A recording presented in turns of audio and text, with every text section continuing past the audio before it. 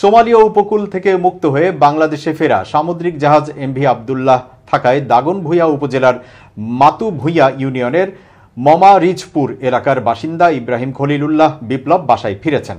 মঙ্গলবার রাত 10টা 10 দিকে ফেনী শহরের নাজির রোডের মামুনি ম্যানশনে পৌঁছেন তিনি। দীর্ঘ 2 মাসের জিম্মি দশা কাটিয়ে পরিবারকে কাছে পেয়ে আপ্লুত হয়ে পড়েন বিপ্লব। অপেক্ষার প্রহর শেষে তাকে জড়িয়ে ধরেন তার মা ও স্ত্রী সন্তানরা। এ সময় তাদের চোখে মুখে আনন্দ অশ্রু দেখা যায়। খবর পেয়ে ফেনী পৌরসভার 9 নম্বর ওয়ার্ড কাউন্সিলর সাইফুল ইসলাম তানজিম তার বাসায় যান।